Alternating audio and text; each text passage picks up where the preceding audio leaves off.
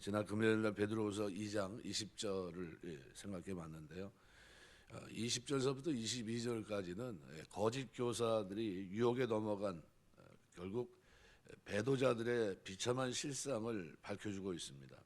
그래서 만일 그들이 우리 주 예수 그리스도를 알므로 세상의 더러움을 피한 후에 다시 그 중에 얽매이면, 그래서 다시 얽매인다는 말은 다시 새로운 사나운 짐승을 올가매에 걸거매듯이요. 죄는 인간을 얽어매고 죄에서 벗어나지 못하도록 합니다. 그래서 문자적으로는 올가미를 씌우고, 그죠? 속박하다, 그런 의미를 갖고 있습니다. 여기 졌다는 말은 현재 완료형으로 되어 있습니다. 패배한 것을 말합니다.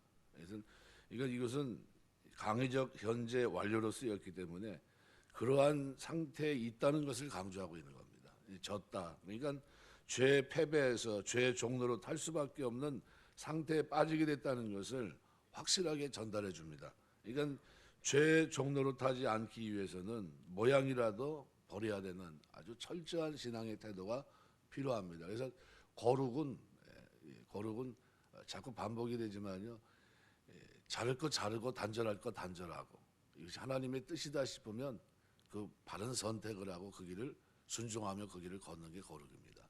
우리가 살아가면서 하나님의 백성 사는 동안 이제 말씀 앞에 순종하는 사람이 됐다는 사실, 의의 진영에 속한 사람이 됐다는 사실을 가지고 우리가 늘 성화의 삶을 선택할 수 있는, 이게 하나님 원하는 길이다, 인내로서 그 길을 걸어갈 수 있는 이런 축복이 있게 되시길 주의 이름으로 축원합니다. 그래서 만일 그렇게 패하게 되면 어떻게 될까? 얽매이고 지면 나중 형편이 처음보다 더 심하게 된다. 그러니까 베드로는 그리스도인의 어떤 이교도들이 도덕적인 기준, 만약 그 상태로 만일 돌아간다면 최종적인 상태는 처음보다 더 나쁠 것이다. 그러니까 거짓 교사들의 모습을 반면 교사로 지적합니다. 그들은 이렇게 멸망받기로, 썩어지기로 작정되어 있는 사람들인데 그걸 왜 쫓아가냐, 이런 얘기입니다.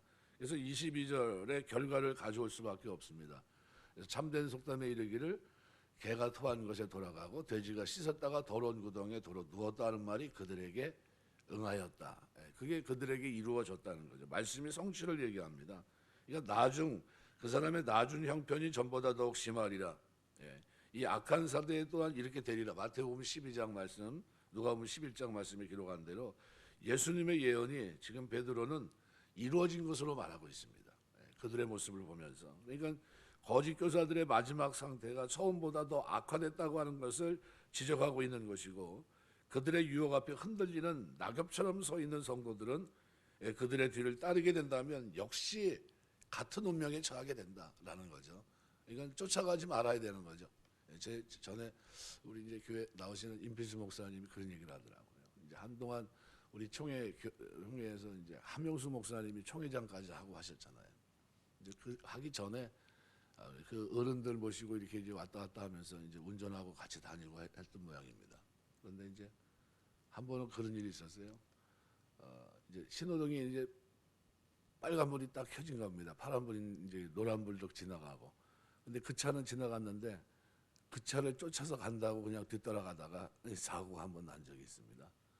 그래가지고 이제 병원에 가서 이제 실려가고 뭐 이렇게 됐던 이제 교통사고가 난 거죠. 이제 그래서 이제 신호가 끝난 다음에 지나가다가 사고를 냈는데, 이제 병원에 이제 갔는데 이제 안 됐으니까 이제 신방을 왔죠. 이제 목사님들이 여러분들이 가가지고 이제 신방하는데 거기서 이제 그런 말을 합니다. 이 사람아, 그래 왜 나를 쫓아오냐고. 아니 목사님 지나가니까 저도 그냥 꼬리 물고서 간 건데 이상하게 그렇게 됐다고. 그랬더니 그때 한명수 목사님 돌아가신 분이 그때 그런 말을 했다고 그래요. 이 사람은 주님을 쫓아가야지 왜 나를 쫓아오냐고.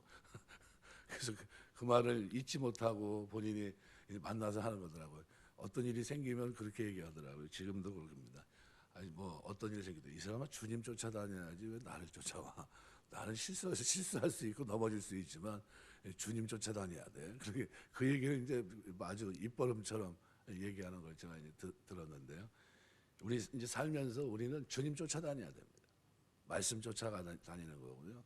그때마다 바른 선택해야 됩니다. 그래서 21절을 보시면 의의 도를 안 후에 받은 거룩한 명령, 이것을 저버리는 것보다 알지 못하는 것이 낫다. 의의 도는 진리의 도 2절에 기록하고 5절에는 바른 길 이렇게 표현하고 있거든요. 15절에 보면 15절 그들이 바른 길을 떠나 이렇게 되어 있습니다. 이 같은 의미의 동의어입니다. 그래서 여기 명령 엔톨레라는 원형은 신약 성경 대부분 계명으로 번역이 되어 있습니다. 뭐 마태복음 5장 19절이나 15장 3절.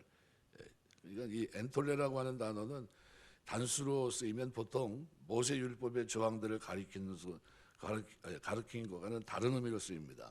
그래서 베드로서 3장 2절 보면 거룩한 선지자들이 예언의 말씀과 주 되신 구주께서 너희의 사도들의 말미암아 명하신 것을 기억하게 하려 하노라.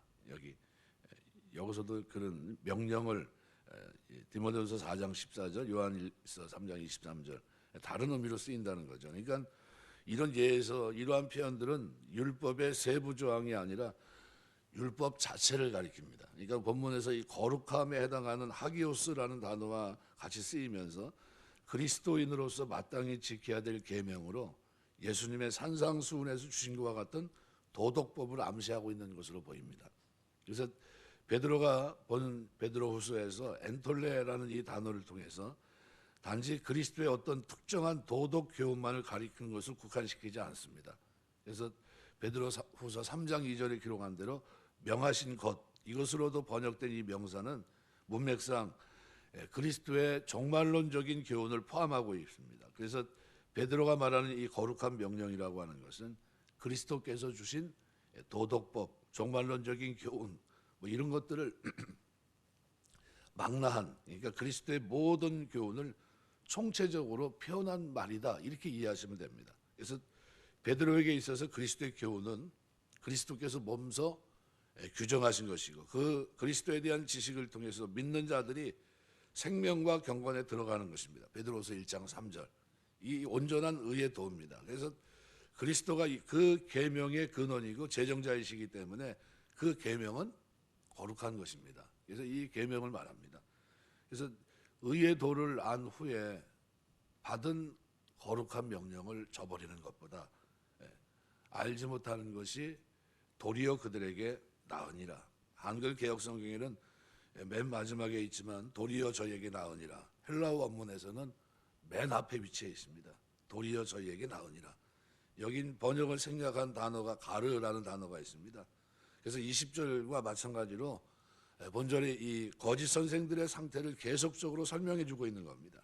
그러니까 고의적으로 자기 주인에게 불복하는 종은 몰라서 불복하는 종보다 그 죄가 더 크다 말씀하신 예수님 말씀 누가복음 12장 47절 48절 말씀을 인용하고 있는 겁니다. 그러니까 이러한 본문은 성도들에게 어떻게 살아야 될 것인가 큰 두려움을 줍니다. 어떤 두려움입니까? 하나님을 경외하고 말씀대로 순종하고 거룩하게 살아야 될 책임이 우리에게 있다는 겁니다. 그래서 성화는 그래서 하나님 백성들이 걸어가야 될 길입니다. 그래서 그리스도의 도를 안 후에 그죠? 알고 난 후에 다시 타락한 자의 비참한 결과를 보여주고 있습니다. 성경은 본문의 다른 곳에서도 여기에 대한 교훈을 자주 주면서 경각심을 교훈해주고 있습니다. 계속 부추겨요. 이게 뭐냐면요, 공동서신은 우리가 가지고 있는 그 믿음의 도, 의의 도를 가지고 어떻게 해요? 그것을 받은 자들의 삶이 어떠해야 되느냐? 그래서 그거를 설명해주고 있는 겁니다. 어떻게 사는 게 맞냐? 믿음은 이렇게 사는 것이다. 이런 모습이다. 이런 걸 설명해주고 있거든요. 그러니까 그리스도의 진리를 알고 난 이후 타락해서 믿음을 버린 자는 영원히 구원에서 멀어진다는 겁니다. 그래서 이 부분을 좀 더 자세히 다룬 게 히브리서입니다. 히브리서 3장 12절에서 14절, 4장 6절, 6장 6절, 10장 26절, 38절, 39절 다 이런 부분들이 다 뭐와 관계되어 있냐면요. 바로 이 그리스도의 진리를 알고 타락하면 과연 그들에게 또 다른 기회가 있을까라는 거죠. 그 질문을 던집니다. 그런데 결론적으로는 어떻습니까? 우리의 구원은 내가 받은 구원이라고 하는 것은요. 새로운 삶을 사는 겁니다. 그러니까 선한 양심이 회복된 것이고 그래서 그 사람들의 삶에는 의를 추구하는 삶이 그죠? 거룩한 삶과 경건한 삶을 추구하는 삶이 수반된다는 겁니다. 근데 만약 이걸 버린다고 한다면 그럼 어떻게 되는 겁니까? 잘못된 지식과 잘못된 암, 그죠? 하나님이 나에게 주신 의의 도, 하나님이 나에게 주신 그 복된 길을 자기 스스로 어떻게 해요? 이 누구처럼 거짓 선지자들처럼요 탐욕과 교만과 방탕에 자기의 삶을 던진 것과 똑같은 겁니다. 그래서 그렇게 살면 안 된다. 그러니까 거짓 교사들을 반면 교사로 삼아서 이제는 어떻게 살라는 겁니까? 이제 하나님 앞에서 거룩하게 살아야 될 것을 분명히 말씀하고 있는 겁니다. 또 22절 말씀해 보면 그래서 베드로는 2장을 전체 결론을 지면서 6가지를 쭉 얘기했잖아요. 그리고 2장 1절 3절은 결론이거든요. 2장의 결론. 그래서 3가지 그죠? 교만과 탐욕과 이 방탕 요 3가지. 요 3가지를 쭉 설명하면서 그들에게 있었던 거를 풀어서 또 다시 설명하고 결론을 짓고 있습니다. 그런데 2장 전체 결론을 내리면서 거짓 교사들의 상황을 묘사해 주는 속담 2가지를 소개합니다. 그리고 그 속담이 그들에게 응하였다. 쉼바이노라는 응하였다는 말은 발을 가까이에 함께 걷는다 그런 의미입니다. 해픈이요 영어로 말하면 발생했다 일어났다는 겁니다. 그러니까 누가복음 24장 14절이나 고린도서 10장 11절 말씀처럼 여기서는 직설법 완료 시제입니다. 그러니까 이미 그 일이 발생했음을 말해주는 겁니다. 그러니까 지금 어떻게 해요? 가지 말아야 될 길을 간 겁니다. 서 있지 말아야 될 곳에 서 있는 거예요. 하지 말아야 될 일을 하고 있다는 거죠. 이런 겁니다. 그래서 이거는 잘못된 겁니다. 그러니까 우리 쉼바이노란 말은 발을 가까이에서 함께 걷는다는 의미인데 발생한 걸 일어난 사건을 일어난 걸 얘기합니다. 해픈 그걸 얘기하고 있거든요. 그러니까 조심해야 되죠. 그래서 2가지는 뭐냐면 첫 번째 속담이 잠언을 인용하고 있습니다. 잠언 26장 11절. 솔로몬은 미련한 자를 개로 비유하면서 개가 그 토한 것을 도로 먹는 것 같이 미련한 자는 그 미련한 것을 거듭 행하느니라. 이거 버려야 된다는 거죠. 회개했으면 회개하고 성령을 선물로 받았다면 어떻게 해야 됩니까? 버려야 되는 거죠. 옛삶을 버려야 되는데 버리지 않는 겁니다. 개가 토한 곳에 돌아간다는 이 본문의 표현은 개 본성처럼 거짓 선생들이 타락한 본성대로 다시금 죄악된 길로 돌아가는 어리석음을 질타한 겁니다. 개들은 입에서 토해낸 것이 역겹고 더러운 것임을 알지 못하고 다시 어떻게 해요? 삼킨다는 거죠. 이것을 얘기하고 있고 2번째 속담은 그 당시에 사는 대중에게 널리 알려져 있던 설화 아이카르 이야기라는 것이 있습니다. 이 아이카르 이야기에 나타납니다. 돼지가 씻었다가 더러운 구덩이에 도로 누웠다라는 이 말은 그리스도교의 도리를 받아들임이어서 이교도의 도덕적 더러움을 벗어버렸다가 자원해서 그것으로 다시 돌아가는 어리석음과 수치를 적절하게 드러내는 그런 말입니다. 그런데 여기서 특이한 것은 예수님께서도 하나님과 교제하지 않고 진리의 말씀을 대적하는 자들을 그들을 빗대 얘기할 때 개와 돼지로 얘기합니다. 마태복음 7장 6절. 그러니까 유대인들에게 있어 개와 돼지는 불결한 동물로 간주되었고요.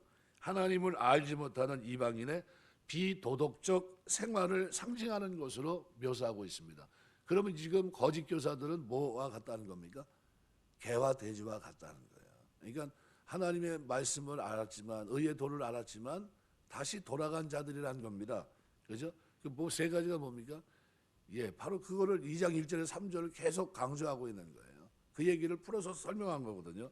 그러니까 본절의 이 2 속담은 그 내용을 떠나서 일단 거짓 선생들을 개와 돼지로 비유했다는 사실 하나만으로도 매우 신랄한 비난이 아닐 수 없습니다.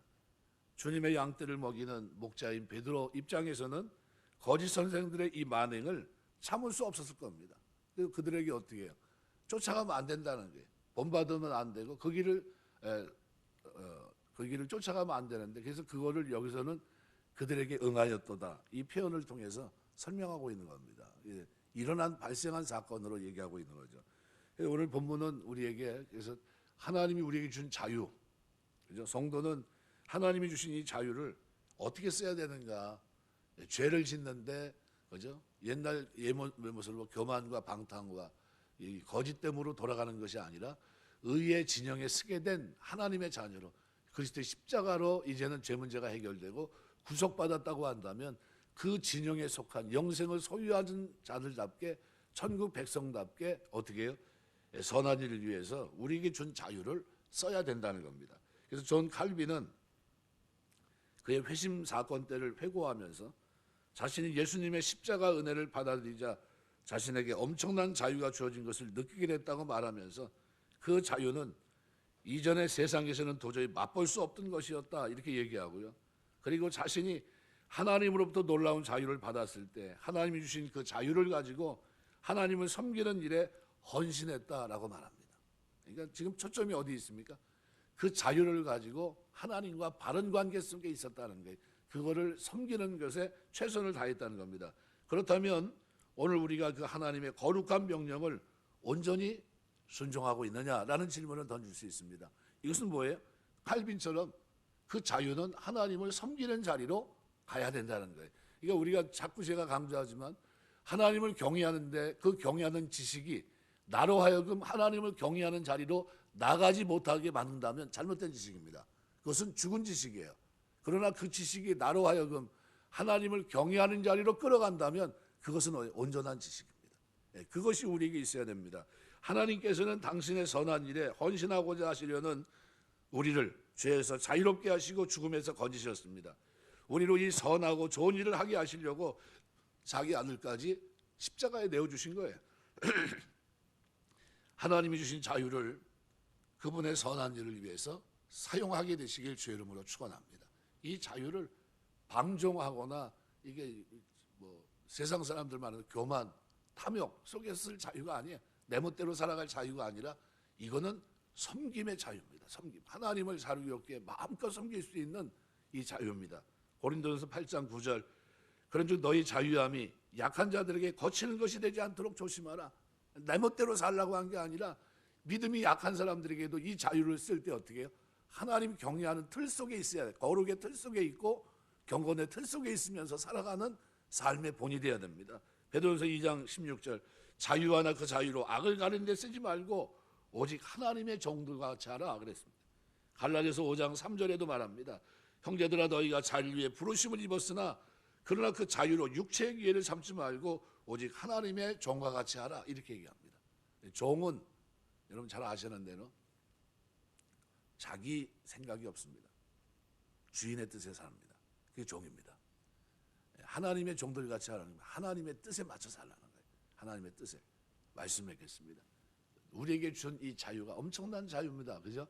십자가 지시고 죽기까지 순종하시 피 흘려서 주어진 자유입니다. 우리가 공산주의라든가 또 일제 압박 속에서 8.15 해방의 그 자유, 그죠? 엄청난 자유를 만끽하지 않았습니까? 만세하면서 다시 빼앗긴다, 다시 그 자리로 다시 돌아간다 생각하고 있을 수 있습니까? 일제 다시 침략을 당하고 그 자유를 빼앗기고 억압당하고 수탈당하는 그 장면으로 다시 돌아간다. 있을 수 없는 겁니다. 상상할 수도 없고 치가 떨리는 일입니다. 우리에게 주신 자유와 이제 어떻게 써야 되냐는 거죠. 의의 도, 진리의 거룩한 명령 이것과 연관되어 있는 의의 도는요. 우리가 이 땅에 살아가는 동안 마땅히 그 길을 걸어가야 될 가장 중요한 것이라는 사실을 잊지 말아야 됩니다. 그리고 다시는 어떻게 해요? 죄악된 옛날의 그 모습으로 탐욕과 방탕, 그죠? 이것으로 돌아가면 안 된다는 거죠. 이거를 계속해서 설명합니다. 나에게 준 자유가 칼빈처럼 어떻게 해요? 섬김의 자유가 될 수 있는 누구보다도 하나님 앞에 가까이 가는 그런 모습이 되는 것이 진정한 자유의 목적을 이룬 아름다운 모습입니다. 그 일에 쓰임받는 진짜 참 자유를 가지고 성도들에게 덕을 끼치고 그죠? 그리스도 안에서 경건과 거룩을 가지고 생명에 속한 것을 가지고 이 땅을 살아내는 하나님의 종들의 아름다운 모습이 저와 여러분의 믿음 생활 속에 기도 생활 속에 말씀을 지키고 사는 순종의 삶 속에 늘 넘치게 되시길 주의 이름으로 축원합니다. 기도하겠습니다.